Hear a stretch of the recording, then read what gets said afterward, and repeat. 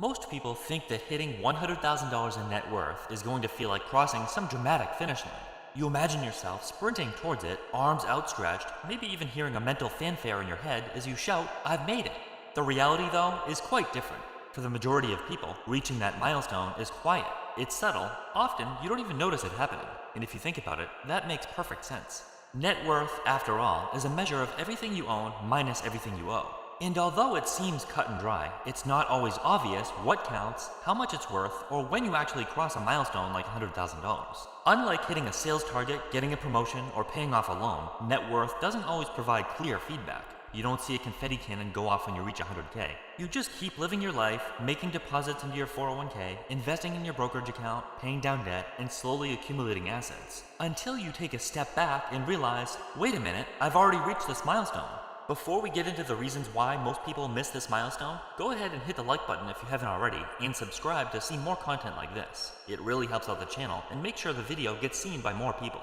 The first factor is investments. If you have multiple accounts, a 401k, IRA, taxable brokerage, maybe some crypto, your balances are constantly moving. Stocks rise one day and fall the next. ETFs have ups and downs, and bonds fluctuate slightly in market value. Even dividends reinvest consistently, compounding over time. It's hard to track one account, and harder still to track several. For example, maybe your 401k has $45,000, your IRA $30,000, and your brokerage account $25,000. That's already $100,000. Yet because each account moves independently, you might never add them up all at once and come up with the same number. One day you might be at $98,000, the next at $101,000, and then dip to $99,000. This constant movement means milestones pass quietly. Most people don't focus on these small, incremental gains. They're busy paying bills, contributing what they can, and living life. Investments also highlight another subtlety. You can cross $100,000 multiple times. One week, you might add everything up and get $105,000. But then the market corrects, one of your holdings took a dive, or you had a major expense, and now you're down to $95,000. Market corrections, sudden gains, or even bonuses can push your total net worth above or below this milestone repeatedly. Unlike a physical race with a clear finish line, net worth ebbs and flows like a tide. Next, let's talk about the smaller, often overlooked pieces of net worth. Your net worth isn't just the cash or stocks you can see on a screen. It's everything you own minus what you owe, and that includes items that might not feel particularly valuable. Your phone, iPad, bicycle, furniture, or even collectibles. Individually, each of these might only be a few hundred or a few $1,000s. Together, they can add up to a meaningful portion of your net worth. Consider your car. A 10-year-old vehicle might have an estimated value of $10,000. Your couch might be worth $500 on Marketplace. Electronics, gaming consoles, TVs, all add a little bit to your total. But because these aren't liquid assets, they're often ignored in casual calculations. People frequently focus only on cash or investments and leave out furniture, cars, and other property.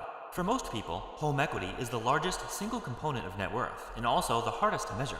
Unlike stock investments, there's no accurate number that shows up on your screen at any given moment. Zillow estimates can give a ballpark, but they're often off by a large margin. Real estate agents may tell you what you want to hear, hoping to secure a new listing. Neighbors might be overly optimistic, and even professional appraisals are just an educated guess at a point in time.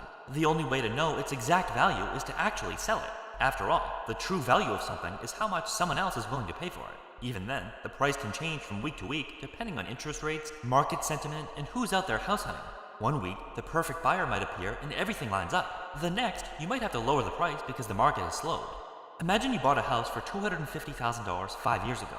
Over that time, you've paid down $30,000 of the mortgage principal, and the home's market value has increased by $20,000. That's $50,000 in equity added to your net worth, a massive contribution. And yet most people don't calculate it regularly or calculate it wrong. Some dismiss it entirely, thinking, I'd only realize this money if I sold the house. But net worth includes all assets, which in this case is defined as anything of value, whether liquid or not. Equity counts even if you never sell. The true value of a home can swing tens of thousands of dollars at a time. This means milestones like 100K can pass quietly without fanfare. One challenge to calculating net worth is that it's inherently an estimate. Few things have a fixed, universally agreed upon value. Cars, furniture, collectibles, and your home can be valued differently depending on who's estimating. Investments fluctuate daily, credit card balances, pending bills, and other liabilities shift constantly. A car might be worth $6,000 on trade, $10,000 if sold privately. But again, the true value is the actual price it would sell for.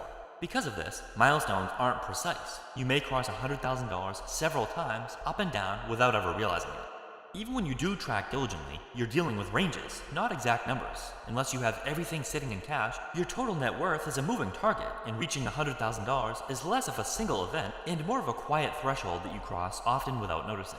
But many people fail to recognize they've hit milestones because they misunderstand net worth. Some say, I don't count my house or car because I'd have to sell them. That's not net worth, that's more of a liquid asset calculation. And besides, you'd have to sell just about anything to realize their value. Net worth is defined as all assets minus all liabilities, whether or not you can instantly convert them to cash. If you sold your home, you'd owe real estate commissions and closing costs that can easily add up to around 10% of the sale price. You might also owe capital gains depending on when you sell and how much you sell it for. But those costs don't actually matter until you sell. What if you never sell? What if you sell it to a family member off market? Another common mistake is overthinking taxes. People might say, my 401k is pre-tax, so it's really only worth 70% of what it shows. But net worth is measured using raw, pre-tax values. Taxes matter when you withdraw or sell, not when you're counting progress. And the truth is, you don't actually know what your tax rate will be until it actually happens. It could be 30%, it could be 5%, it could be 50%. It depends on future income, deductions, credits, tax laws, and even where you live. None of that is fixed today. So subtracting an estimated tax number now doesn't make your net worth more accurate, it just adds guesswork. You still cross the milestone. The taxes will be calculated later when the transaction actually occurs, and at that point, your net worth might be reduced. By misunderstanding these things, people often misunderstand their true net worth. Another reason $100,000 often slips by unnoticed is pretty straightforward. Most people don't actually track their net worth. Even people who are careful with money usually look at things in pieces. A 401k balance here, a savings account there, without ever sitting down and adding everything up in one place. And a lot of the time, it doesn't even feel worth calculating because you assume you're still far away from any meaningful milestone. In reality, once you total everything properly, you might be much closer than you think. Yes, there are apps and spreadsheets that can help, but even those rely on estimates and assumptions like we talked about earlier. And let's be honest, almost no one updates them regularly. At most, you might do a rough mental check or jot down some numbers in your notes app and call it a day. When tracking is that casual, it's incredibly easy to pass a major milestone without ever realizing you crossed it. So why does it matter when you hit $100,000 in net worth? Because it's proof that what you're doing is working. It's tangible evidence of consistency and compounding doing their job. Every retirement contribution, every extra dollar invested, every bit of paid down debt might have felt small or routine at the time, but together they've quietly added up to something significant. Reaching $100,000 isn't a finish line, but it is a real checkpoint. It shows you've built momentum and laid a foundation that didn't exist before. Once you see that number, future milestones stop feeling abstract. $250,000, $500,000, or even $1 million no longer sound like numbers meant for other people. They become extensions of the same habits that already got you here. There's also a psychological side to it. When progress feels invisible, it's easy to feel stuck, like all effort isn't going anywhere. That's when people lose motivation or start questioning whether saving and investing are even worth it. Recognizing a milestone like $100,000 reminds you that slow progress is still progress, and that steady, boring choices really do compound over time.